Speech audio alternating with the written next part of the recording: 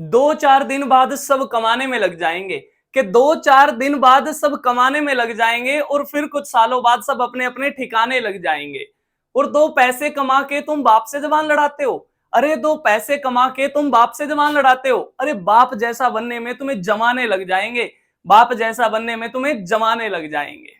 तो आपके जीवन का अल्टीमेट जो उद्देश्य है वो क्या है भाई? अपने पेरेंट्स को प्राउड फील करवाना। बस यही तो है आपके जीवन का जो टारगेट है, कि उन्हें गर्वित महसूस करा दो एक दिन। उन्हीं के लिए जी रहे हो, समझ में आई है कहानी?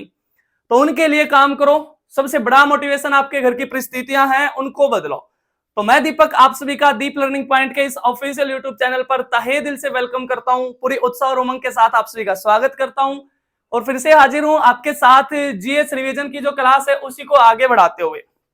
आज उसके बारे में फिर से बातें करेंगे। बहुत अच्छे आप प्यारे प्यारे कमेंट कर रहे हैं। जो ये सीरीज चली हुई है जीएस के रिवीजन बैच की, कि सर इसको कंटिन्यू रखो, इसको डेली रखो, बहुत ज्यादा बेनिफिशियल है। और उन बच्चों के लिए तो बहुत ज्यादा बेनिफिशियल है जिन्होंने जीएस को एक बार मोटा मोटा पढ़ लिया है। यानी कि यहां पर कर रहे हैं हम मिसलेनियस प्रैक्टिस। कोई भी क्वेश्चन ले रहे हैं और उस क्वेश्चन से संबंधित जो भी जानकारी है उसके बारे में बातें कर रहे हैं। तो उम्मीद करता हूं कि आप सब बहुत अच्छे होंगे, खुश होंगे, मस्त होंगे, स्वस्थ होंगे। ऐसी उम्मीद मैं आपसे करता हूं और अपनी पढ़ाई करने में व्यस्त होंगे, ऐसी उम्मीद मैं आपसे करता हूं। ठीक है, और आज का क्वेश्चन लेते हैं। ये जो टेस्ट है मेरे पास, इसी से क्वेश्चन के बारे में बातें करते हैं। तो आज का क्वेश्चन है जनाब कि अलकनंदा और मंदाकिनी का संगम कहां पे है? अलकनंदा और मंदाकिनी नदी का संगम क्या कहलाता है? ऑप्शन है आपके कर्ण प्रयाग, रुद्र प्रयाग, देव प्रयाग और आपका एक है नंद प्रयाग। ये आपके ऑप्शन है। तो जल्दी से कमेंट करके बताओ कि अलकनंदा और मंदाकिनी का संगम क्या कहलाता है। तो मैं आपको बता दूं, अगर आपने गंगा रिवर सिस्टम के बारे में बातें जानी है, उसको देखा है, तो ये आप बहुत आसानी से बता पाओगे ये क्वेश्चन।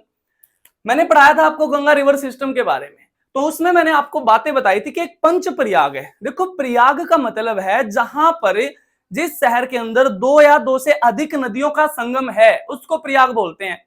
जैसे कि एक शहर है प्रयागराज, जिसका पुराना नाम क्या था? इलाहाबाद। इलाहाबाद नाम था ना, जिसका नाम किसने रखा था? अकबर ने रखा था इलाहाबाद। ठीक है, जो मुगल शासक था अकबर, जिसने सबसे लंबा शासनकाल जिसका रहा है मुगल डायनेस्टी में, अकबर का 49 साल राज किया जनाब। किसने? अकबर ने। और साथ में 49 साल एक और ने किया है। किसने? औरंगजेब ने। इन दोनों ने 49 साल राज किया है। तो जो इलाहाबाद है उसका नया नाम क्या है? प्रयागराज। यानी कि वहां पर नदियों का संगम है। किस किस का संगम है? गंगा का, यमुना का और सरस्वती का। लेकिन इस कलयुग के दौर में सरस्वती तो विलुप्त हो गई है, तो 2 ही रह गई हैं, गंगा और यमुना। तो ऐसे ही एक और है पंच प्रयाग, यानी कि छोटे छोटे 5 प्रयाग हैं। वे किस राज्य में? तो जो छोटे छोटे 5 प्रयाग है ना, वे आपके उत्तराखंड में पड़ते हैं। उत्तराखंड में पड़ते हैं। सबसे पहले तो ये जान लो इनके नाम क्या क्या है। सबसे पहले तो है आपका विष्णु प्रयाग। विष्णु प्रयाग, विष्णु प्रयाग। उसके बाद फिर है आपका कर्ण प्रयाग, कर्ण प्रयाग। फिर है आपका रुद्र प्रयाग, रुद्र प्रयाग। और फिर है आपका देव प्रयाग। इससे पहले लिख लो आप नंद प्रयाग, नंद प्रयाग। और फिर है आपका देव प्रयाग। ये है आपके। सबसे पहला तो क्वेश्चन यही पूछेगा कि पंच प्रयाग भारत के किस राज्य में है? तो उत्तराखंड में है पंच प्रयाग। अब बातें आई कि सर इनमें किन किन नदियों का संगम है, तो वो भी बातें मैं आपको बता देता हूं, यहां पे साथ के साथ लिख देता हूं। तो विष्णु प्रयाग में संगम है जनाब विष्णु गंगा का, विष्णु गंगा का और धौली गंगा का। विष्णु गंगा और धौली गंगा का संगम क्या कहलाता है? विष्णु प्रयाग कहलाता है। उसके बाद इन आगे सभी में एक नदी कॉमन आ जाएगी। विष्णु गंगा और धौली गंगा की संयुक्त धारा एक नाम से जानी जाती है, जिसका नाम है अलकनंदा। जिसका नाम क्या है? अलकनंदा। तो अलकनंदा इन सभी में आएगी। अब अलकनंदा यहां पे भी आएगी अलकनंदा, और यहां पे भी आएगी अलकनंदा। फिर आगे अलकनंदा में ही आके नदियां मिलती हैं कुछ, अलकनंदा। इतनी सी बातें याद रह जाएंगी। ठीक है, अब यहां पर इनमें कौन सी नदी आके मिलेगी? देखो, कर्ण प्रयाग में अलकनंदा में एक नदी आके मिलेगी जिसका नाम है पिंडर। जिसका नाम क्या है? पिंडर, या इसी को बोलते हैं पिंडारी, क्योंकि ये पिंडारी ग्लेशियर से आती है। ठीक है बातें। और रुद्र प्रयाग में नदी आके मिलेगी आपकी मंदाकिनी, मंदाकिनी, मंदाकिनी। और नंद प्रयाग में नदी आके मिलेगी नंदाकिनी, नंदाकिनी। और फिर लास्ट है आपका देव प्रयाग। और देवप्रयाग में नदी आके मिलेगी भागीरथी से, ना इससे अलकनंदा से, भागीरथी। और एक्चुअल में यही तो गंगा है, जो भागीरथी नदी है वही गंगा है। और भागीरथी और अलकनंदा का जो मिलन है, जो इनकी संयुक्त धारा है, इन दोनों की संयुक्त धारा क्या कहलाती है? इन दोनों की संयुक्त धारा ही गंगा कहलाती है। और गंगा क्या है? गंगा हमारी नेशनल रिवर है, भारत की राष्ट्रीय नदी है, नेशनल रिवर है। कल भी मैंने आपको शायद बातें बताई थी, क्वेश्चन आया था गंगा से। हाँ, क्वेश्चन ये था कि गंगा कितने राज्यों में बहती है? भारत के 5 राज्यों में बहती है गंगा। किस किस में बहती है? उत्तराखंड में बहती है, यूपी में बहती है, बिहार में बहती है, और झारखंड में बहती है, और वेस्ट बंगाल में बहती है। इतनी सी बातें बताई थी।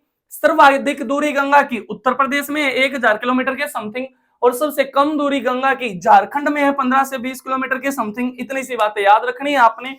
और उसके बाद फिर आपसे पूछ ले कि गंगा नदी में जो भारत का राष्ट्रीय जलीय जीव है वो भी पाया जाता है, जिसका नाम क्या है? प्लेटानिस्टा गिगेटिक। प्लेटानिस्टा गिगेटिक, ये भारत का राष्ट्रीय जलीय जीव पाया जाता है। ठीक है, ये कब भारत का राष्ट्रीय जलीय जीव बनाया? 5 अक्टूबर 2009 को गंगा डॉल्फिन को भारत का राष्ट्रीय जलीय जीव, नेशनल एक्वेटिक एनिमल घोषित किया है। और अगर पूछ ले गंगा नदी को नेशनल रिवर कब डिक्लेयर किया था, तो 4 नवंबर 2008 को घोषित किया था। इतनी सी बातें आप याद रखोगे। क्लियर है कहानी? तो क्वेश्चन क्या था? क्वेश्चन था आपका कि अलकनंदा और मंदाकिनी का संगम क्या कहलाता है? तो देख लो कहां है अलकनंदा और मंदाकिनी। अलकनंदा और मंदाकिनी का संगम क्या है? रुद्रप्रयाग। ऑप्शन में आपका सेकंड ऑप्शन है रुद्रप्रयाग। ठीक है, तो बता दोगे। उसके बाद अगला क्वेश्चन है गंगा नदी का गंगा नाम कहां से पड़ा है? इसमें भी ऑप्शन में यही है, कर्णप्रयाग, रुद्रप्रयाग, देवप्रयाग और नंदप्रयाग। मैंने यहां पे बता दिया ये क्वेश्चन। अगला ये क्वेश्चन बताया कि अलकनंदा और भागीरथी का संगम ही क्या कहलाता है? गंगा। यानी कि गंगा का नाम कहां से पड़ा है? गंगा का नाम देवप्रयाग से पड़ा है, देवप्रयाग से पड़ा है। और उसके बाद गंगा नदी पहली बार समतल मैदान में प्रवेश करती है कहां पे? हरिद्वार में। हरिद्वार शहर आता है गंगा नदी के तट पे। इससे पहले ना गंगा नदी ऋषिकेश वगैरह जितने भी शहर हैं वो सारे पहाड़ी क्षेत्र हैं, माउंटेनियस एरिया, वहां बहती है। पहला जो समतल मैदान है वो कौन सा है आपका? हरिद्वार है। ठीक है, और भारत का जो नेशनल वाटरवे 1 है, नेशनल वाटरवे 1 यानी कि राष्ट्रीय जलमार्ग संख्या नंबर 1, वो गंगा नदी पे ही है। वो किस पे है? गंगा नदी पे है। और ये नेशनल वाटरवे संख्या नंबर 1 ये कहां से कहां तक है? ये आपका प्रयागराज से लेकर हल्दिया तक है। प्रयागराज से लेकर हल्दिया तक है। हल्दिया एक पोर्ट है, बंदरगाह है, कहां पे? वेस्ट बंगाल के अंदर। अगर इसकी लंबाई पूछ ले तो 1620 किलोमीटर की इसकी क्या है? लंबाई है। इतनी सी बातें याद रख लोगे। क्लियर है कहानी? चलो उसके बाद अगला जो क्वेश्चन है, अगला क्वेश्चन पूछा गया है आपसे कि जो न्याय की जंजीर के लिए जाना जाता था वो कौन सा मुगल बादशाह था? न्याय की जंजीर के लिए देखो, मुगल डायनेस्टी में थोड़ी सी बातें अगर हम जाने तो मुगल डायनेस्टी में देखो न्याय की जंजीर के लिए जाना जाता था कौन? जहांगीर जाना जाता था। ठीक है, जिसने यमुना नदी के तट तक वे न्याय की जंजीर लगा रखी थी। उसका मतलब यह था कि उसके दरबार में अगर किसी भी व्यक्ति को न्याय चाहिए तो 24 घंटे में वो किसी भी टाइम उन न्याय की जंजीर में जो घंटियां लगी थी उनको बजा सकता था और उसको तुरंत न्याय मिलेगा। ठीक है, ये थे जहांगीर की बातें। तो जहांगीर का जो मकबरा वो कहां पे? जहांगीर का मकबरा देखो मैं बता ही देता हूं। सबसे पहले मुगल डायनेस्टी की स्थापना की थी किसने? बाबर ने की थी, बाबर ने। और बाबर का बेटा हुआ फिर कौन? हुमायूं। हुमायूं, और हुमायूं का बेटा था फिर अकबर। अकबर, और अकबर का बेटा था फिर आपका जहांगीर, जो सलीम के नाम से भी जाना जाता है। और जहांगीर का बेटा था शाहजहां। शाहजहां, और शाहजहां का बेटा था औरंगजेब। और जैसे ही औरंगजेब की मृत्यु होती है तो उस दौरान ही शुरुआत हो जाती है किसकी? मॉडर्न हिस्ट्री की। आधुनिक भारत वहीं से शुरू होता है आपका 1707 से। तो बाबर ने जो राज किया है, बाबर का जो रूलिंग पीरियड है, बाबर का रूलिंग पीरियड मैं यहां लिख देता हूं। 1526 में बाबर ने मुगल डायनेस्टी की स्थापना की। भारत के अंदर आया, पहला युद्ध लड़ा गया था उसका पानीपत का। किस किस के बीच में? इब्राहिम लोदी और जहीरुद्दीन मोहम्मद बाबर के बीच में। क्योंकि उस टाइम पर दिल्ली सल्तनत में एक वंश चला हुआ था जिसका नाम था लोदी वंश, जिसमें शासन कर रहा था इब्राहिम लोदी। तो पानीपत का पहला युद्ध लड़ा गया था 1526 में। किस किस के बीच? बाबर और इब्राहिम लोदी के बीच। और इब्राहिम लोदी को हराकर, उसको पराजित करके यहां पर बाबर ने स्थापना की थी मुगल डायनेस्टी की, मुगलिया सल्तनत की।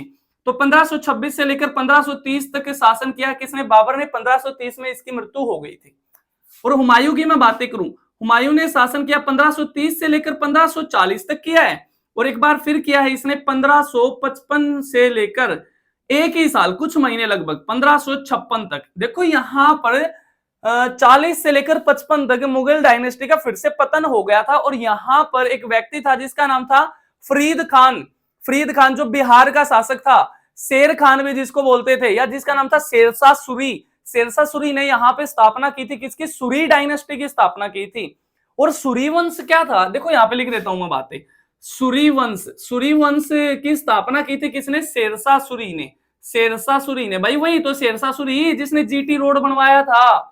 जीटी रोड जो कलकत्ता से लेकर पाकिस्तान के पेशावर तक बिलोंग करता था, मतलब जाता था, और कलकत्ता से भी उधर बांग्लादेश के अंदर एक गांव है एक्चुअल में सोनार, वहां से लेकर पाकिस्तान के अंदर एक आपका गांव पड़ता था पेशावर, वहां तक जाता था।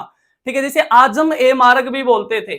तो इसका निर्माण शेरशाह सूरी ने ही तो करवाया था, जिस पर 1700 क्या थी? 1700 सराय थी। सराय क्या थी? राहगीरों की रुकने की जगह थी। और जिस पर 2-2 किलोमीटर पर कुछ कोस मीनार बनी थी, कुछ कोस मीनार। ठीक है, ये कोस मीनार इस पे बनी थी, और कुछ सराय थी। याद रखोगे बातें। तो सूरी डायनेस्टी आ गई थी बीच में। कब सूरी वंश की स्थापना कर दी थी? कब? 1540 में। और 1540 में सूरी वंश की स्थापना की थी शेरशाह सूरी ने हुमायूं को पराजित करके। भाई साहब 1540 में ही तो युद्ध लड़ा गया था। अरे 1540 में एक युद्ध लड़ा गया था, battle of Kannauj. Battle of Kannauj या बिलग्रिम का युद्ध किस किस के बीच में हुआ था? ये युद्ध हुआ था किसके बीच में? शेरशाह सूरी और साथ में किसमें? हुमायूं के बीच में। तो इसने हुमायूं को पराजित करके यहां पर स्थापना की थी किसकी? सूरी डायनेस्टी की, जो दूसरा अफगानी वंश था। पहला अफगानी वंश पूछ ले तो लोधी वंश था। इतनी सी बातें बता दोगे? चलो अब आगे की कहानी कुछ ऐसी है कि अकबर के बारे में बातें आ गई हैं। तो अकबर का शासनकाल रहा है कब? 1556 से लेकर 1607 तक इसका रूलिंग पीरियड रहा है। और जहांगीर ने शासन किया है 1608 से लेकर आपका इसने शासन किया है 1628 तक, 27 तक किया लगभग। और शाहजहां ने किया है 1628 से लेकर 1658 तक, और औरंगजेब ने किया है 1658 से लेकर 1707 तक। ठीक है, 1707 में औरंगजेब की मृत्यु हो गई थी महाराष्ट्र के अंदर। ठीक है, महाराष्ट्र के अंदर। तो औरंगजेब का मकबरा भी कहां पे है? महाराष्ट्र के अंदर औरंगजेब का मकबरा है। सुन लो बातें। तो अगर बाबर का मकबरा पूछ ले तो बाबर तो कहां का शासक था? बाबर तो भाई साहब काबुल में राज किया करता था। काबुल का शासक था बाबर। और बाबर की अंतिम इच्छा भी यही थी कि जब मैं मरूं तो मेरा मकबरा मेरे रूलिंग जो प्लेस है वहीं पे बनाया जाए। तो बाबर का मकबरा कहां पे है? काबुल के अंदर है। हालांकि बाबर है ना मुगल डायनेस्टी में 2 बार दफनाने वाला एकमात्र शासक बाबर है। बाबर को ना 2 बार दफनाया गया था। कहां पर? देखो बाबर की मृत्यु हुई थी 1530 में, जब घाघरा का युद्ध हुआ था ना 1529 में। उसके बाद फिर बाबर की मृत्यु हो गई थी। तो बाबर को इनिशियली उस दौरान काबुल में ले जाना थोड़ा सा नामुमकिन था, तो इसीलिए बाबर को आगरा के अंदर आराम बाग में दफना दिया था बाबर को। और उसके बाद फिर उसकी अस्थियों को निकाल के वहां ले जाया गया और काबुल में बाबर का मकबरा बना दिया गया है। क्लियर है कहानी? चलो, हुमायूं का मकबरा कहां है? हुमायूं का मकबरा दिल्ली के अंदर है। भाई हुमायूं दिल्ली के एक बहुत फेमस संत थे, हजरत निजामुद्दीन औलिया। और हजरत निजामुद्दीन औलिया का अनुयायी था कौन है? बाबर का बेटा हुमायूं। तो हुमायूं की भी अंतिम इच्छा यही थी कि मेरा मकबरा मेरे जो गुरु हैं, संत हैं, उनके पास ही बनाया जाए, हुमायूं टोम्ब। और हुमायूं का जो मकबरा है वो तो भाई साहब यूनेस्को में भी शामिल है। दिल्ली से 3 साइट है यूनेस्को में शामिल। क्या क्या? एक आपका रेड फोर्ट है, लाल किला है, और एक आपका हुमायूं टोम्ब है, और एक कुतुब मीनार है। ये 3 साइट हैं दिल्ली से जो यूनेस्को में शामिल हैं, यानी कि जो विश्व विरासत धरोहर स्थल है भारत की, दिल्ली से। इतनी सी बातें याद रखोगे। अकबर का मकबरा कहां है? आगरा के सिकंदरा में है। आगरा के सिकंदरा में इसका मकबरा है। जहांगीर का मकबरा कहां है? जहांगीर का मकबरा है लाहौर के अंदर। लाहौर के अंदर। और शाहजहां का मकबरा क्या है? भाई साहब शाहजहां के मकबरे का भी नहीं पता। अरे जो ताजमहल है आगरा के अंदर, जो ताजमहल है, जो इसने अपनी मुमताज की याद में बनाया था, इसकी मुमताज का नाम क्या था? इसकी मुमताज का नाम था अर्जुमंद बानो बेगम। अर्जुमंद बानो बेगम, ठीक है, जिसके 14 बच्चे थे। और 14 बच्चे में जो उसका लास्ट 14वां जो बच्चा था उसको जन्म देते टाइम उसकी मृत्यु हो गई थी, जिसमें से 7 बचे थे। ठीक है, शाहजहां के ही तो बेटा था ये औरंगजेब, दारा सिको, ये किसका बेटा था? शाहजहां का। और औरंगजेब का जो मकबरा है वो कहां पर है? वो आपका महाराष्ट्र के अंदर एक जगह है दौलताबाद, दौलताबाद, वहां पर इसका मकबरा है। ठीक है भाई, औरंगजेब ने ही तो शाहजहां को कैद करके रखा था ताजमहल के पास एक कोठरी सी में, वहां पे कैद करके रखा था कई साल, और ये कहा था कि बस आप यहां से ताजमहल को देखते रहो, आपको ने ये जो ताजमहल बनवाया है ये बनवाया है अपनी मुमताज की याद में, तो उसको देखते रहो और ताजमहल से बातें कर लें। ताजमहल, लो ताजमहल से बातें कर लेते हैं कुछ। है जो ताजमहल है ये भी क्या है? ये भी विश्व विरासत स्थल है, विश्व विरासत स्थल है, यानी कि ये भी किस में शामिल है? ताजमहल भी आपका यूनेस्को में शामिल है जनाब, यूनेस्को में शामिल है। और किस नदी के तट पे? यमुना नदी के तट पे। कहां पे? आगरा में। बात आई कि आगरा में क्यों बनवाया गया? क्योंकि उस टाइम पे मुगलों की राजधानी आगरा हुआ करती थी, मुगलों की राजधानी कौन सी थी? आगरा थी, तो वहां पे बनवाया गया। भाई साहब 1631 में मृत्यु होती है किसकी? 1631 में मृत्यु होती है किसकी? शाहजहां की पत्नी मुमताज महल जिसको बोलते हैं, या अर्जुमंद बानो बेगम जिसको बोलते हैं, उसकी। तो उसी वर्ष शाहजहां ने शुरू करवा दिया था ये काम, और 1631 से लेकर 1653 तक ये काम चला है। ठीक है, इसका निर्माण हुआ है। अगर पूछ ले किस शैली में ताजमहल का निर्माण किया गया है, तो पितरादुरा शैली में, पितरादुरा शैली में इसका निर्माण करवाया गया है। क्या है ये पितरादुरा शैली? ये ना एक ईरानी आर्ट है, ये क्या है? एक ईरानी कला है पितरादुरा शैली। और ईरानी कला कैसी होती है? ये क्या है? जो पत्थर है आपका संगमरमर, उसमें कुछ नक्काशी करते हैं और कष्टकारी करते हैं, और उसमें फिर रंग बिरंगे पत्थर पत्तियों के रूप में भरते हैं, उसको बोलते हैं पितरादुरा शैली। इतनी सी बातें याद रखोगे। ठीक है, उसके बाद आगे की कहानी कुछ और है। एक आधा क्वेश्चन और मैं आपसे पूछ लेता हूं। इसमें अगला क्वेश्चन पूछा गया है कि बहुत सिंपल सा ही अगला क्वेश्चन, अगला क्वेश्चन बहुत सिंपल सा है। क्या है कि भारत का क्षेत्रफल में स्थान क्या है? भारत का क्षेत्रफल में स्थान क्या है पूरी दुनिया में? भाई हमारा भारत कहां पे प्रेजेंट करेगा? भाई हमारा भारत दुनिया का 7वां बड़ा देश है। किसमें? एरिया में। पॉपुलेशन में नाम कमा ही रहा है हमारा भारत। ठीक है, अब तो पहले पर आ गया है। ठीक है, तो ऐसे कह सकते हो कि हमारा जो भारत देश है ना वो हट्टा कट्टा देश है। भाई साहब हट्टा कट्टा कैसे कह सकते हो? क्योंकि टॉप 10 की रैंकिंग में खड़ा है, एरिया में भी और पॉपुलेशन में भी, और पॉपुलेशन में तो पहले पे ही आ गया है। तो एरिया में किस नंबर पे है? 7वें नंबर पे है। तो एरिया की बातें कर लेते हैं। तो मैंने एक ट्रिक बताई थी आपको कि दुनिया के 10 बड़े देश कैसे याद रख सकते हो। दुनिया के 10 बड़े देश तो आप याद रख सकते हो रक्कूबाई से। रक्कूबाई 2 से 3 बार बोलोगे ना याद हो जाएगा। रक्कूबाई रक्कूबाई रक्कूबाई। क्लियर है कहानी? और उसके बाद एक शब्द और याद रख लेना, दुनिया के 10 बड़े देश याद हो जाएंगे, कभी भी नहीं बोलोगे। ताश का खेल खेला है आपने? अरे कार्ड्स खेल ले हैं या नहीं खेल ले हैं? खेल ले होंगे। अगर ना भी खेल ले हो तो एक शब्द सुना होगा आपने, इक्का। सुना है एक शब्द इक्का? ए के ए इक्का। तो रक्कूबाई इक्का से याद रख सकते हो आप दुनिया के 10 बड़े देश, रक्कूबाई इक्का से। देखो आर से तो एक देश बन जाएगा रसिया, रसिया। सी से एक देश बन जाएगा कनाडा, कनाडा। फिर से एक देश बन जाएगा चाइना। यू से देश बन जाएगा यूएसए, अमेरिका आपका। और बी से एक देश बन जाएगा ब्राजील, ब्राजील। ए से एक देश बन जाएगा आपका ऑस्ट्रेलिया, ऑस्ट्रेलिया। आई से बन जाएगा मेरा प्यारा भारत महान, इंडिया। ठीक है, 7वें नंबर पे देख लो, चेक कर लो आप। और ए से एक देश बन जाएगा आपका अर्जेंटीना, अर्जेंटीना।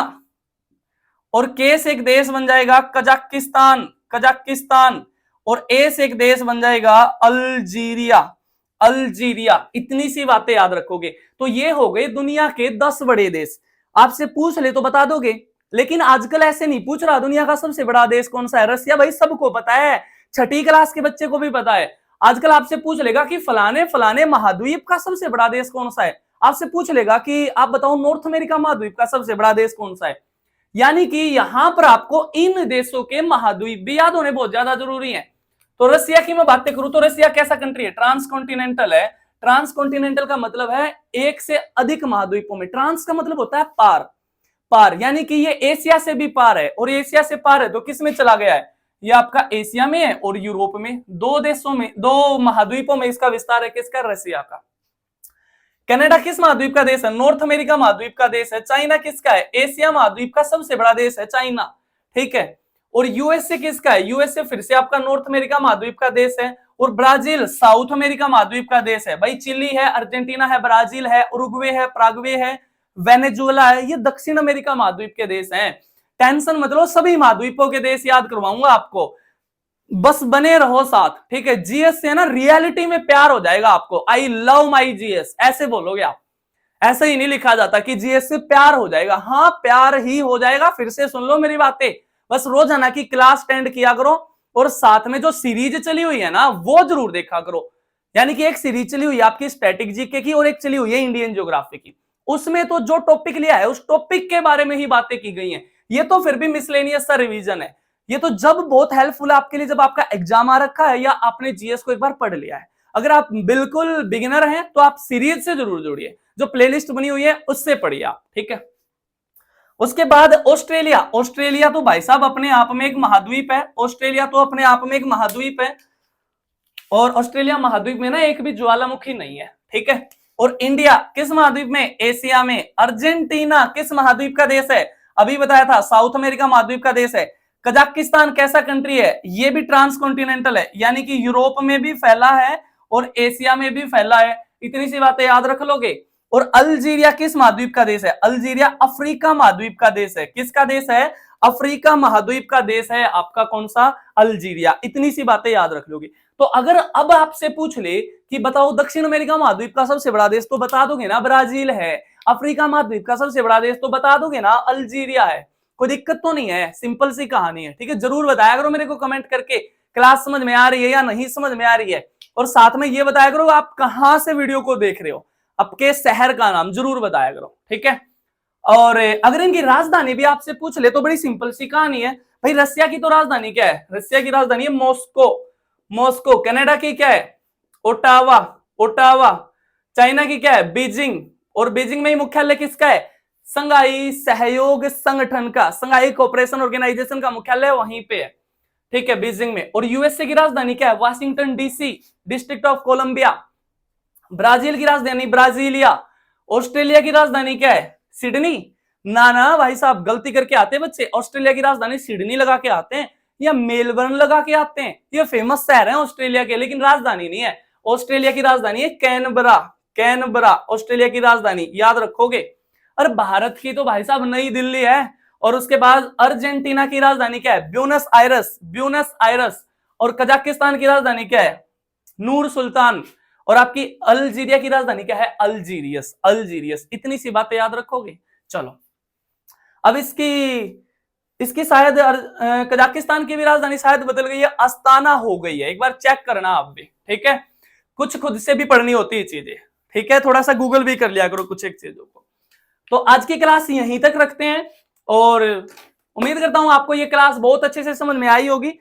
जो भी आपके डाउट रहते हैं जरूर पूछा करो कमेंट में, 100% पूछा करो। किसी भी टॉपिक से कोई भी डाउट रहता है आपका कमेंट किया करो। और अगर ये सीरीज आपको बहुत अच्छी लगती है, बहुत ज्यादा बेनिफिशियल है, तो आप इसको डेली देखा करो। और एक बात मैं आपसे कहूंगा, जब इतनी सारी चीजें आपके लिए तैयार करके लाई जाती हैं, अगर आपको वीडियो अच्छी लगती है तो लाइक किया करो। और अगर आपको अच्छी नहीं भी लगती है ना तो डिसलाइक भी किया करो। मुझे डिसलाइक भी बहुत ज्यादा पसंद है। क्लियर है कहानी? यानी कि शेयर किया करो ज्यादा से ज्यादा वीडियो को। अच्छी लगती है तो जरूर बताया करो, यानी कमेंट में आप अपने फीडबैक जरूर दिया करो। मेरी क्या कहानी है मैंने आपको बताई है कि यही एक जुनून, यही एक ख्वाब मेरा है, कि यही एक जुनून, यही एक ख्वाब मेरा है। बस वहां दीपक जला दूं जहां अंधेरा है, वहां दीपक जला दूं जहां अंधेरा है। तो चलिए फिर मिलता हूं आपसे अगली क्लास में। तब तक के लिए सारे खुश रहो, मस्त रहो, स्वस्थ रहो। फिर मिलता हूं आपसे सेम टाइम सेम जगह अगले दिन। और जय हिंद, जय भारत, वंदे मातरम।